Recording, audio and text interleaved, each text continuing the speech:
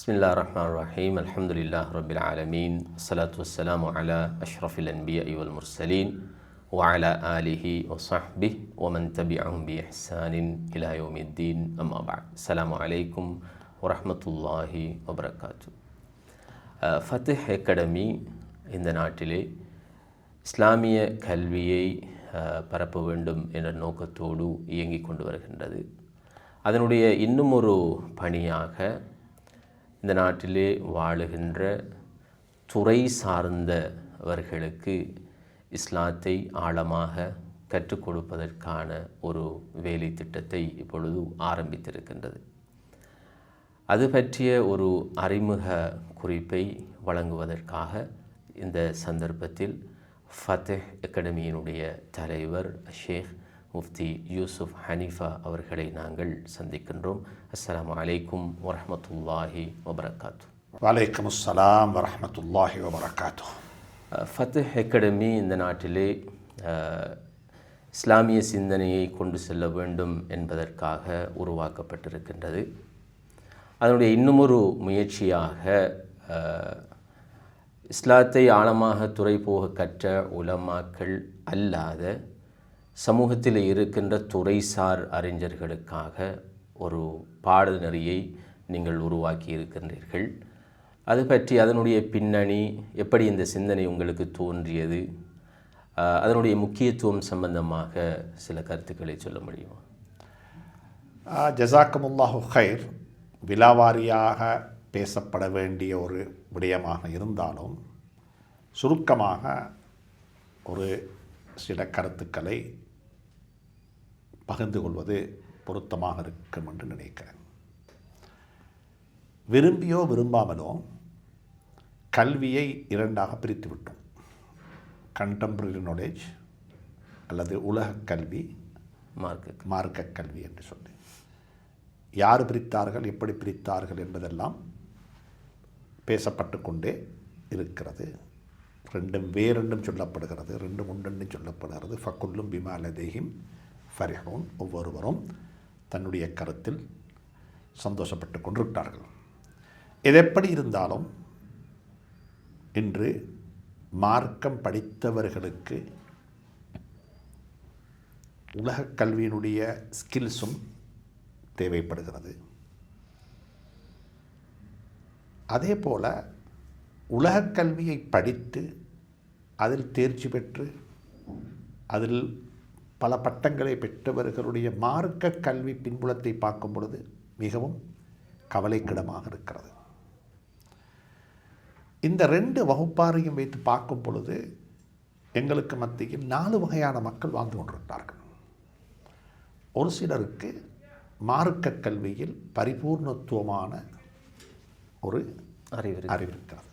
ஆனால் நாங்கள் வாழக்கூடிய ஃபிக்ஹுல் வாக்ய, நாங்கள் வாழக்கூடிய சூழல் எப்படி இருக்கிறது, அங்கே இருக்கக்கூடிய சட்டம் என்ன, அங்கே பேசப்படக்கூடிய மொழி என்ன, அங்கே இருக்கக்கூடிய லோ, இப்போ நாட்டில் இருக்கக்கூடிய நாட்டினுடைய சட்டம், இது சம்பந்தமானவைகளை பற்றி கேட்டு பார்க்கும் பொழுது அநேகமாக உங்களுக்கு தெரியும். இன்னும் ஒரு சாரார் அதுக்கு நேர் மறுபக்கமாக உலகத்தில் இருக்கக்கூடிய எல்லா கல்விகளையும் படித்து அவர்கள் ஒரு இடத்தை அடைந்திருப்பார்கள்.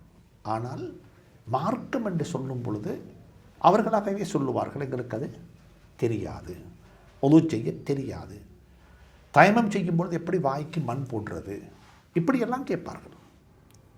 இது நாங்கள் நாட்டில் பார்த்து கொண்டிருக்கிறோம். இன்னும் ஒரு சாரார் இருக்கிறார்கள், மதரசா படிப்பை பட்டப்படிப்பை முடித்து கொண்டதற்கு பிறகு அவர்கள் மேற்படிப்புக்காக வேண்டி, உலக கல்விக்காக வேண்டி காலத்தை ஒதுக்கி நேரத்தை ஒதுக்கி போய் பாடுபடக்கூடியவர்கள். பொதுவாக அவர்கள்ட்ட இருக்கக்கூடிய ஒரு பலகீனம் உண்டு தென்படுகிறது. அநேகமாக அனைவரும் இல்லாவிட்டாலும் பெரும்பாலும் வெளிநாடுகளில் கூட பார்க்க முடியும். நான் ஆலிமாக ஒரு காலத்தில் இருந்தேன் என்று சொல்லிக்கொள்வார்கள். தன்னை ஆலிம் என்று சொல்லி அவர்கள் அறிமுகப்படுத்த என்ன செய்வார்கள்? வெட்கப்படுவார்கள். தன்னுடைய பேருக்கு முன்னால் ஒரு ஆலிம், ஒரு ஷேக் என்று போடுவது வேண்டாம் என்று சொல்லுவார்கள். என்றால் அவர்களுக்கு அவ பெயராக பார்க்கிறார்கள். அப்படிப்பட்ட நிலை நம்முடைய நாட்டிலும் இருக்கத்தான் செய்யும். 3வது ஒரு வகுப்பார் இருக்கிறார்கள், நான் நினைக்கிறேன் அவர்கள்தான் உலகத்தில் ஆதிக்கம் செலுத்துகிறார்களோ தெரியாது வாலிப சமூகத்துக்கு மத்தியில். நாங்கள் அமெரிக்காவுக்கு போய் பார்த்தால் அங்கே இருக்கக்கூடிய உலமாக்களை எல்லாம் பார்க்கும் பொழுது ரொம்ப சில கட்டங்களில் ஆச்சரியமாக இருக்கும். அவர்களுக்கு இவ்வளவு பெரிய வரவேற்பு, அங்கீகாரம். காரணம், அவர்கள் உலக கல்வியை படித்து முடித்ததுக்கு பிறகு, பட்டப்படிப்பை முடித்து பல்கலைக்கழக வாழ்க்கையை முடித்து கொண்டதுக்கு பிறகு அவர்கள் யார்? மார்க்க கல்வியையும் குரானையும் ஹதீஸையும் படித்தவர்கள். இவர்களை பார்க்கும் பொழுது எனக்கு எப்பயுமே யோசனை வரும், சஹாபாக்கள் தான் யோசனை வரும். சஹாபாக்கள் அப்படித்தான் இன்னொரு துறையில் இருந்து கொண்டு, துறையில் இருந்து உலக கல்வி என்று சொல்லி நாங்கள் சொல்லக்கூடிய ஒரு துறையில் அவர்கள் இருந்து விட்டு அதற்கு பிறகு மார்க்கம் கிடைத்தவர்கள். பெயர் சொல்லி சொல்ல முடியும், எத்தனையோ உலமாக்களுடைய பெயர் சொல்லி சொல்ல முடியும்.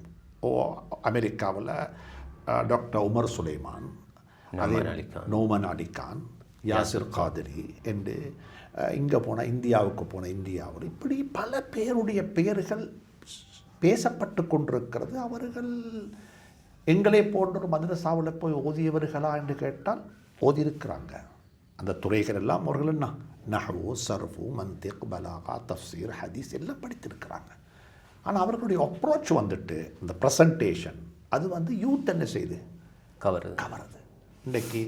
அதனால் நான் நினைக்கிறேன் இலங்கை திருநாட்டிலும் அப்படிப்பட்டவர்கள் இல்லை என்று நான் சொல்ல இல்லை, இருக்கிறார்கள். ஆனால் அவர்களுக்கு சமூகத்தில் உலமா என்ற இடம் கிடைக்கவில்லை, உலமா என்ற இடம் கிடைக்கவில்லை. அதனால் இலங்கை திருநாட்டிலும் அப்படி சுயமாக படித்து கற்றறிந்து மார்க்கத்தை சரியாக புரிந்து மார்க்க விடயங்களில் அவர்கள் பங்களிப்பு செய்யக்கூடிய ப்ரொஃபஷனல்ஸ் இருக்கத்தான் செய்கிறாங்க, இல்லாமல் இல்லை. ஆனாலும் அவர்கள் சமூகத்தில் அடையாளம் காணப்படவில்லை. காரணம், அவர்களுக்கு அங்கீகாரம் என்பது என்ன செய்யலை, கிடைக்க கொடுக்கப்படவில்லை. ஆனால் இன்றைக்கு உலகத்தில் அப்படிப்பட்ட மதரசாக்கள் உலகளாவிய ரீதியில் பல நாடுகளில், குறிப்பாக அமெரிக்காவில், அதே போன்று யுனைடெட் கிங்டம், இங்கிலாந்தில் இப்படிப்பட்ட மதரசாக்கள் நடந்து கொண்டிருக்கிறது.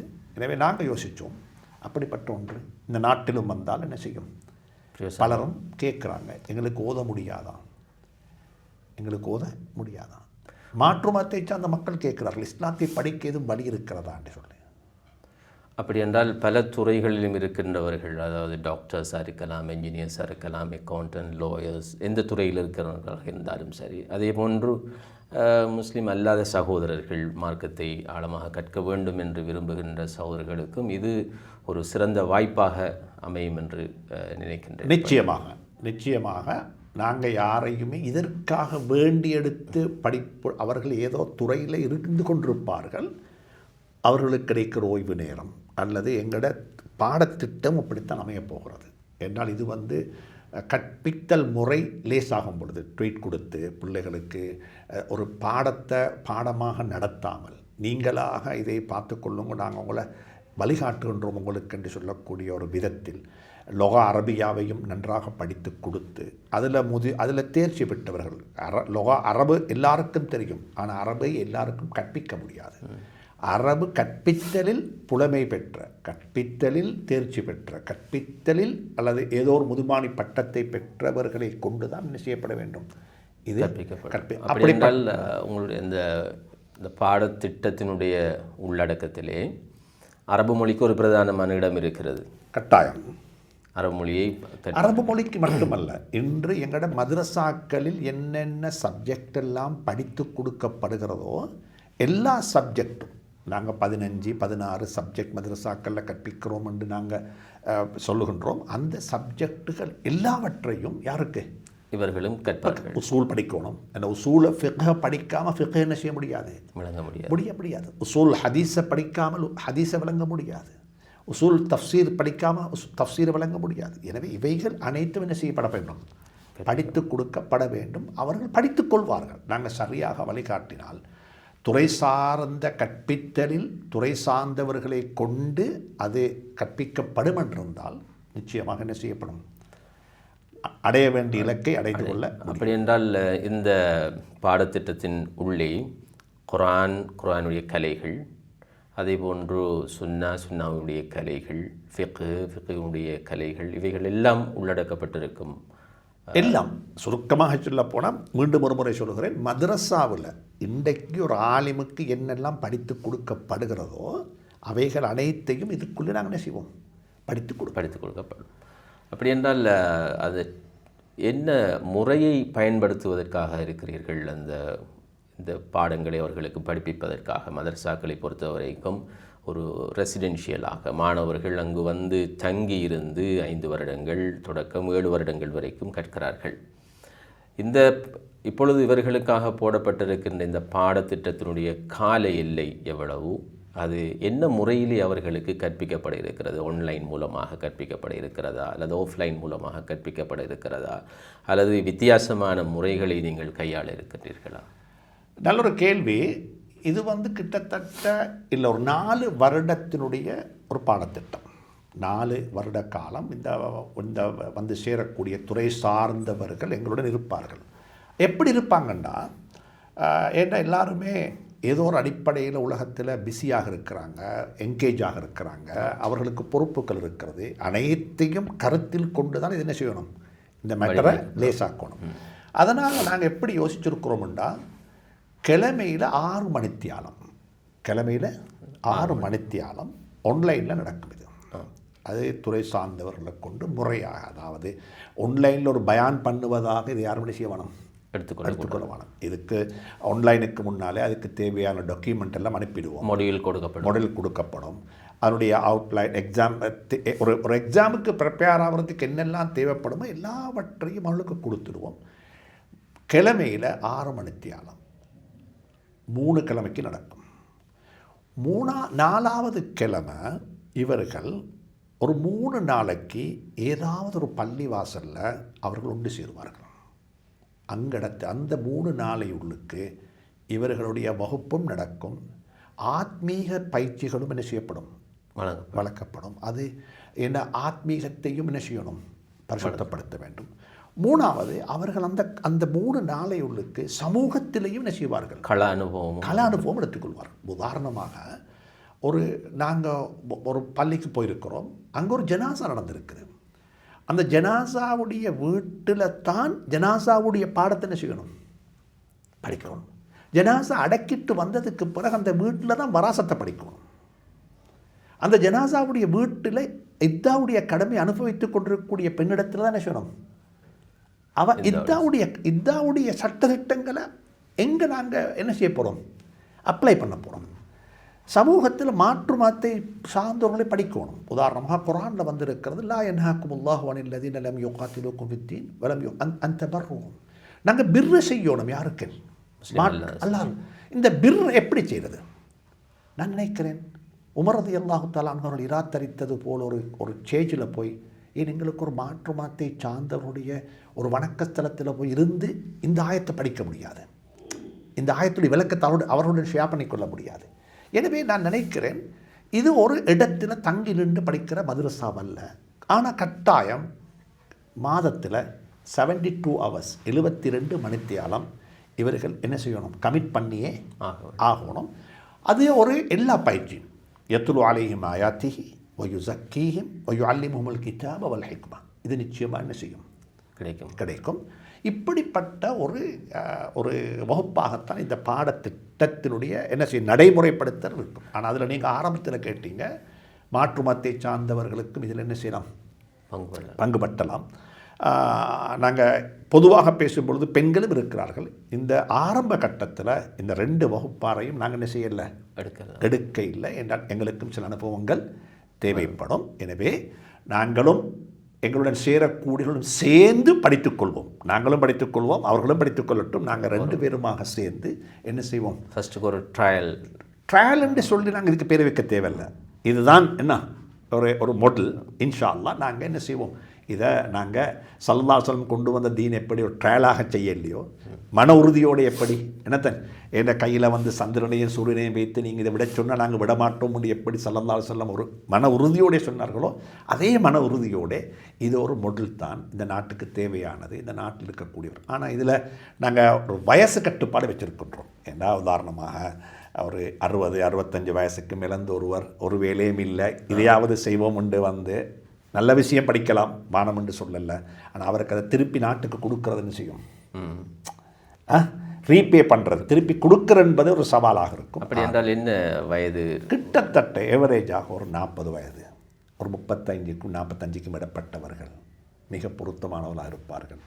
நாங்கள் இன்ட்ரை பண்ணக்குள்ள அவருடைய பொறுப்புகளை எடுத்துக்கொள்வோம். வீட்டில் 5 பிள்ளை இருக்கிறாங்க, சின்ன சின்ன பிள்ளைகள், இவர்களை வச்சுக்கொண்டு இது சாத்தியப்படுமா? சம்டைம் இதை பற்றி நாங்கள் அப்படிப்பட்ட ஒருவரோட அந்த வைஃப் டென்னே செய்ய வேண்டி வரும், ஒரு கமிட்மெண்ட் எடுக்க வேண்டி வரும். இப்படியெல்லாம் இதில் நடைமுறை. நிச்சயமாக இன்ஷா அல்லாஹ் நான் நினைக்கிறேன் இதில் இருக்கக்கூடியவங்க உலமாக்களும் இருக்கிறாங்க, கண்ணியமான சங்கையான உலமாக்கள் என்று மதரசாக்கள் ட்ரெடிஷ்னல் மதரசால பட்டம் பெற்று வந்து தன்னை வளர்த்து கொண்ட உலமாக்களும் இருக்கிறாங்க. அதே போன்று நன்னுலமாக்களும் எங்களுடைய இருக்கிறாங்க, கொஞ்சம் பேர் அட்வைசராக அட்வைசரி கெப்பாசிட்டி உள்ளவங்க. அதாவது டீச்சிங் அப்ரோச், எப்படி டீச் பண்ணணும், கிரெடிட் அவர்ஸ் எப்படி கொடுக்கணும், இது எப்படி எவலுவேட் பண்ணணும், இதெல்லாம் எங்களை விடவும் அவர்களுக்கு என்ன பாடத்திட்டத்தை வடிவமைப்புன்ற அந்த வேலைகளிலே அவர்களுக்கு உலமாக்களோடு சேர்ந்து ப்ரொஃபஷனல்ஸ், பல்கலைக்கழக விரிவுரையாளர்கள் ஒரு கிட்டத்தட்ட நான் நினைக்கிறேன் 2 ப்ரொஃபஸர் மாதிரி இதுக்குள்ளே உள்வாங்கப்பட்டிருக்கிறாங்க. அரபு மொழியில் தேர்ச்சி பெற்று, அரபு மொழியில் கற்பித்தலில் தேர்ச்சி பெற்றவர்கள், லிகைரின் நாத்திகை நபிஹா, அதாவது அரபு மொழி பேசாதவர்களுக்கு எப்படி அரபு மொழியை படித்து கொடுக்கணுன்றதில் இன்றைக்கு இருக்கிற லேட்டஸ்ட் புதிய புதிய டெக்னிக்ஸ் எல்லாம் படிச்சுட்டு வந்தவங்க இருக்கிறாங்க நாட்டில். அவர்களையும் இதுக்குள்ள நினைச்சுனாங்க எங்களுடைய ஆசான்களாக உள்வாங்கியிருக்கின்றோம். எனவே ஒரு பன்முகத்தன்மை கொண்ட ஒரு என்ன செய்யும் ஒரு மதரசாவாக இருக்கும் என்று சொல்லி ஆசைப்படுகின்றேன், நினைக்கிறேன் இன்ஷா அல்லாஹ். கடைசியாக இப்பொழுது நீங்கள் அந்த பாடத்திட்டம் சம்பந்தமாக சொல்லுகின்ற பொழுது 3 வாரங்களுக்கு ஆன்லைன் மூலமாக கற்பிக்கப்படும், 4வது வாரம் ஒரு பள்ளியிலே வந்து சேர வேண்டும், அங்கு பாடமும் நடக்கும். அதேபோன்று அவர்களுக்கு கள அனுபவங்கள் அவர்களுக்கு இருக்கும், வந்து சேரும்.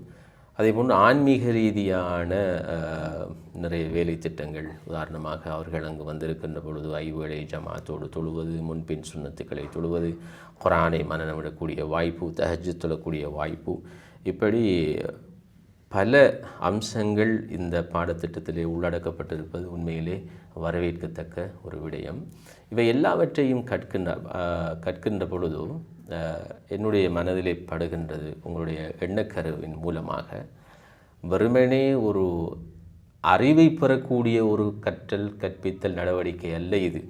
அதனை தாண்டி ஆன்மீக ரீதியாக அவர்களிடத்திலே மாற்றம் பெற வேண்டும். அதே போன்று கள செயல்பாடு, அவர்கள் கற்கின்ற விடயத்தை சமூகத்துக்கு கொண்டு நகர்த்த வேண்டும். இவைகளெல்லாம் இதிலே நோக்கங்களாக இருப்பதாக அறியக்கூடியதாக இருக்கிறது. கடைசியாக இந்த 4 வருடங்களிலும் வந்து கற்றுக்கொள்கின்ற ஒருவர் அவருடைய கிராஜுவேட் ப்ரொஃபைல் எப்படி இருக்கும், அவருடைய அறிவுத்திறன் வளர்ச்சி எப்படி இருக்கும், ஏனைய திறன்கள் இந்த பாடத்திட்டத்தின் மூலமாக எந்த அளவு வளர்க்கப்பட்டிருக்கும் என்பதை பற்றி சொல்ல முடியும்?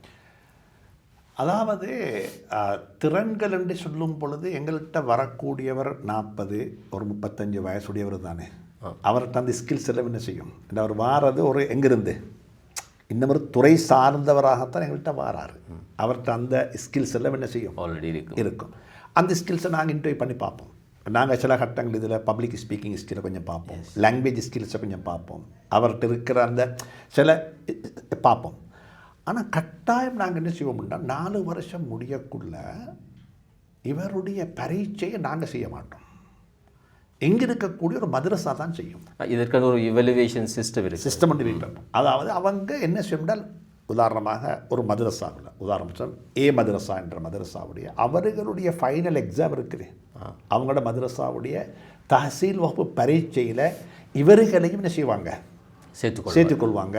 அவங்க தான் சர்டிஃபிகேட் கொடுப்பாங்க. யாரு, ஒரு மதரசா இவர்களுக்கு சர்டிஃபிகேட் கொடுக்கும். ஏன்னா அவங்களுக்கு அவங்களுடைய நான் 2-3 மதரசாக்களுடைய பேசியிருக்கிறேன். இன்ஷா அல்லாஹ் அவங்க வந்திருக்கிறாங்க. பிரச்சனையே கிடையாது. பிரச்சனை இப்போ நாங்கள் அமெரிக்காவில் இருக்கிற யூனிவர்சிட்டியோட அங்கே என்ன செய்கிறோம், அஃபிலியேஷன் பண்ணுறப்போ நான் ஒரு மதரசாவோட அஃபிலியேட் பண்ணிருக்கிறேன். அந்த மதரசாவுடைய மாணவர்களுக்கு என்ன எக்ஸாம் பரீட்சை பேப்பரை எது கொடுக்குது, மதரசா கொடுக்குறது. அதே பேப்பரை கொடுங்க யாருக்கு, இவர்களுக்கும் எக்ஸாம் செய்யட்டும்.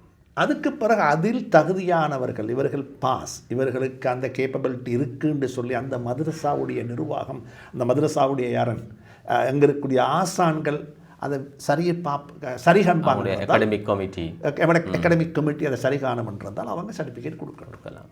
அப்போ அதுக்கு பிறகு ஒரு மதரசாலேருந்து பாஸ் அவுட் ஆகி வர ஒரு மாணவர் சமூகத்தில் என்னெல்லாம் செய்கிறாரோ அதெல்லாம் யாருக்கும் இவருக்கும் செய்ய முடியும், இவர்களுக்கும் செய்ய முடியும்.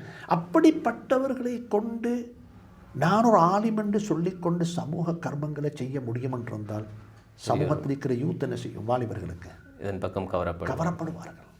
அப்போ நாங்கள் என்ன சொல்லுவோம்னா சோஷியலைஸ் பண்ணுறோம், மார்க்க கல்வியை சமூகமயப்படுத்துகின்றோம். இப்போ இருக்கிற கன்செப்ட் என்னென்னா, வாழ்ந்து கொண்டே மார்க்கத்தை படிக்கிறதுக்கு என்ன இல்லை, வாய்ப்புகள் இல்லை. வாழ்ந்து கொண்டே மார்க்கத்தை படிப்போமே என்றதுக்கு ஒரு வாய்ப்பு இல்லை. நான் வாழ்ந்து கொண்டே ஏதோ ஒரு ஐடியாலஜி, அதாவது ஒரு இயக்கத்துடன் இணைந்து அந்த இயக்கத்தினுடைய வரைபடத்துக்குள் இருந்து கொண்டு சில வேலை செய்யறதுக்கு என்ன இருக்கலாம், வாய்ப்புகள் இருக்கலாம். நான் பாராட்டுகின்றேன், அதுக்கு ஒரு பாராட்டப்பட வேண்டியது. ஆனால் பரிபூர்ணத்துவமான ஹோலிஸ்டிக்கான ஒரு கல்வி அல்லது ஒரு எஜுகேஷனல் என்ன முறையான கல்வி ஒன்றுக்குள்ள அவங்க வர இல்லை. அதனால் சம்டைம் அது இந்த காலத்துக்கு பொருந்தாமல் இருக்கும், அல்லது அது எல்லை மீறுதலாக இருக்கும், அல்லது அது பொடுபோக்குத்தன்னுடையதாக இருக்கும். இப்போ அனைத்தையும் கலைந்து இதுக்கு இன்னும் ஒன்றும் சொல்ல வேண்டும் ஷேக், என்னென்னா நாங்கள் இது எந்த ஒரு ஐடியாலஜியையும் பின்பற்றக்கூடிய ஒருவருக்கும் என்ன செய்யலாம், இதில் இந்த பாடத்திட்டத்தை இந்த பாடத்திட்டத்தினூடாக எந்த ஒரு ஐடியாலஜியும் நாங்கள் என்ன செய்யலை, வளர்க்க விரும்பவும் இல்லை, வளர்க்குறதுக்கு ஆசையும் இல்லை, தேவையும் இல்லை. ஏன்னா அது மற்றவங்க செய்கிறாங்க தானே. அடிப்படையான மார்க்க அறிவு,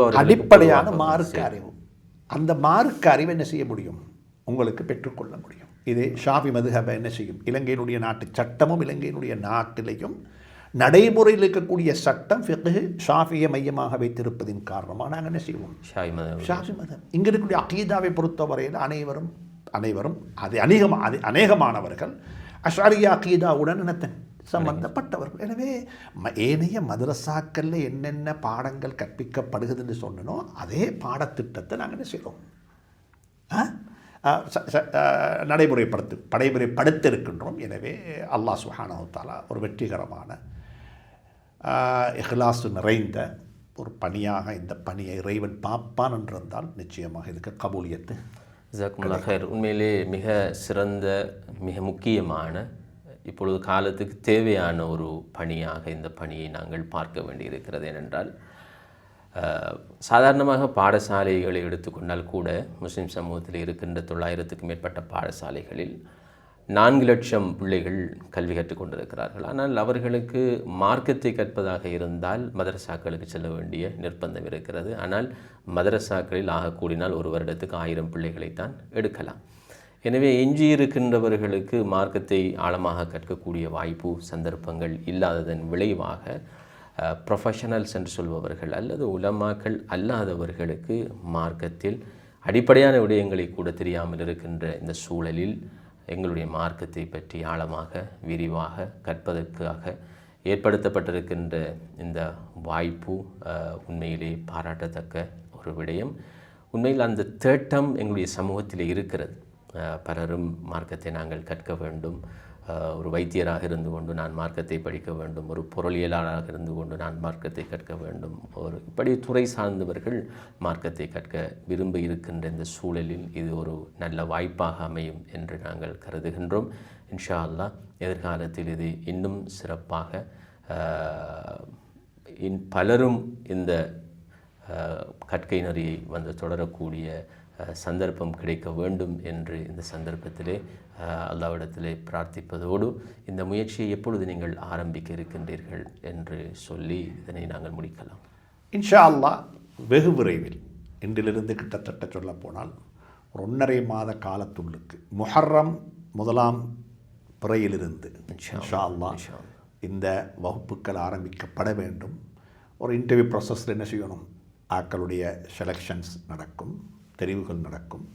அதிலேயும் மட்டுப்படுத்தப்பட்ட ஒன்றா எண்ணிக்கை தான் என்றால் ஒரு வகுப்பறையாகத்தான் இருக்க பார்க்கப்படும். அது அளவுக்கு மிச்சம் என்று நாங்கள் அவர்களுடைய சைமன்ஸ், அவர்களுடைய கற்பித்தல், இதில் எல்லாத்துலேயுமே நாங்கள் ஆன்லைனில் இருந்தாலும் ஃபிசிக்கலாக நாங்கள் 1-to-1 என்ன செய்ய வேண்டி வரும், இவலுவேஷன் செய்ய வேண்டி வரும். எனவே இது ஒரு முறையாக செய்யப்படக்கூடிய ஒரு நிறுவனமாக இருக்கும்.